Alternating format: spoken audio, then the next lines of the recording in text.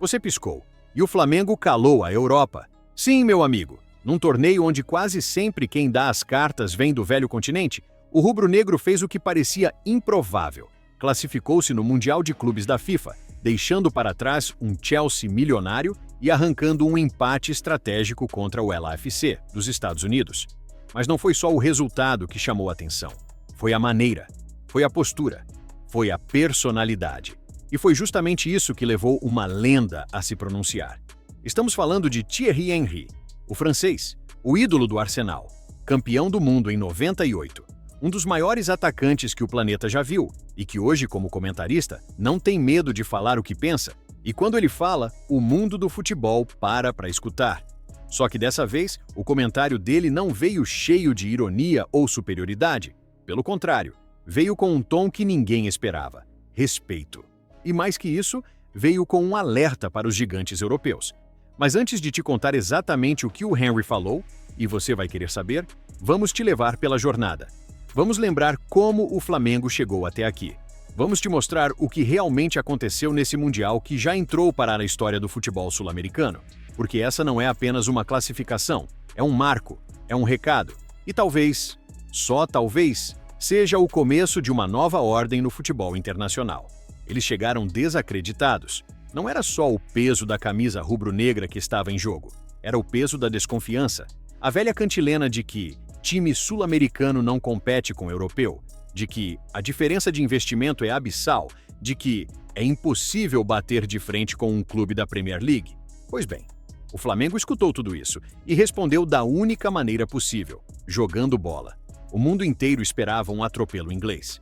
O Chelsea, com seu elenco bilionário e jogadores acostumados a finais de Champions, entrou em campo como se estivesse em um treino recreativo. E foi aí que veio o choque. Não foram 5 minutos de pressão rubro-negra, foram 90. Desde o início, ficou claro que o Flamengo não estava ali para fazer bonito. Estava ali para jogar. E jogou com intensidade, com posse de bola e, principalmente, com coragem. A marcação adiantada desestabilizou os zagueiros ingleses. O meio-campo, pegando pesado e distribuindo o jogo com inteligência, mostrou que o respeito não se compra, se impõe. E veio o gol, um golaço. E com ele, o silêncio.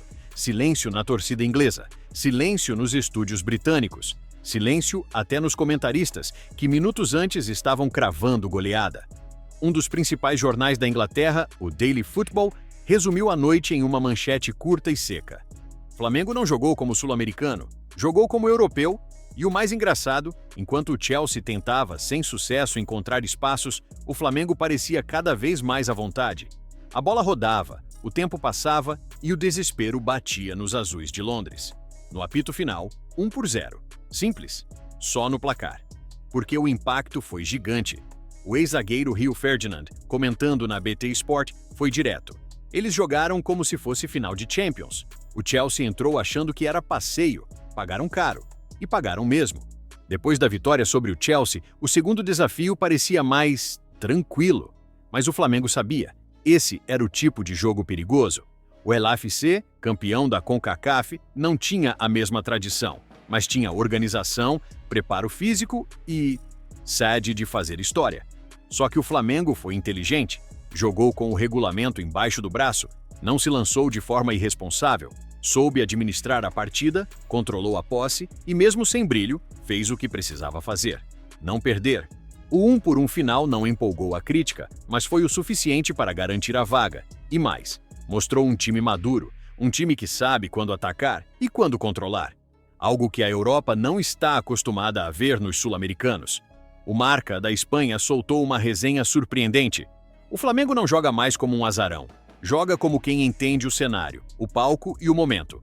Um empate pode ter gosto de vitória quando se sabe o que está em jogo. E é aí que entra ele. Thierry Henry estava no painel da CBS Sports. Terno impecável, expressão séria, o francês começou falando do Chelsea, mas não demorou muito para mudar o foco. Quando perguntado sobre a classificação do Flamengo, ele não fugiu. Pelo contrário, disse o que muitos pensavam, mas poucos tinham coragem de verbalizar. O que mais me impressionou não foi o resultado, foi a atitude. O Flamengo jogou como um clube europeu, organizado, sem medo, com inteligência e mais, com coração. Eles entenderam o que é jogar em alto nível. Não é correr o tempo todo, É saber o que fazer quando se tem a bola. Mas ele foi além. Se fosse qualquer outro time europeu que tivesse vencido o Chelsea e empatado com o LAFC, estariam colocando como favorito ao título. Mas como é o Flamengo, tem gente tentando diminuir. Isso é arrogância. Eles merecem respeito. Foi um soco no estômago da narrativa dominante. Um ex-jogador europeu, vencedor, com moral no mercado, dizendo que o Flamengo merecia o mesmo tratamento de um clube da Europa. E dizendo isso no coração da transmissão americana, onde normalmente o preconceito futebolístico ainda fala mais alto. A reação veio rápido. Nos bastidores das redes sociais, jornalistas ingleses tentaram suavizar. Mas os fãs de futebol, do mundo todo, já estavam replicando o vídeo. Trechos viralizaram com legendas do tipo: Henry entende, a Europa precisa aceitar que o Sul tem bola. Quando o respeito vem dos grandes, os críticos somem. No Brasil, claro, a repercussão foi imediata. O comentário do francês foi parar em todos os portais esportivos, com manchetes como Henry exalta Flamengo e critica a arrogância europeia. Lenda francesa elogia Flamengo e põe dedo na ferida da imprensa internacional. E o torcedor? O torcedor explodiu de orgulho. Os memes surgiram, os vídeos de reação bombaram e a certeza era uma só. O Flamengo tinha feito mais do que vencer. Tinha mudado a narrativa. A classificação do Flamengo para a próxima fase do Mundial de Clubes não é apenas um feito esportivo. É uma resposta.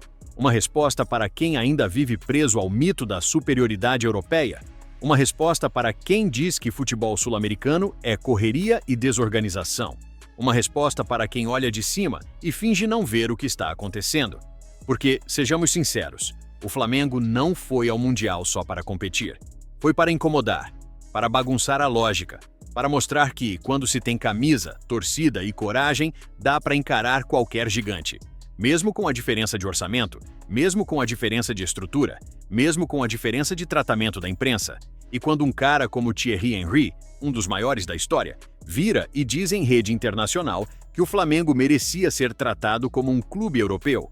Isso pesa, isso muda o jogo, isso escancara o que muita gente ainda tem medo de admitir. O futebol não é mais um monopólio do Norte.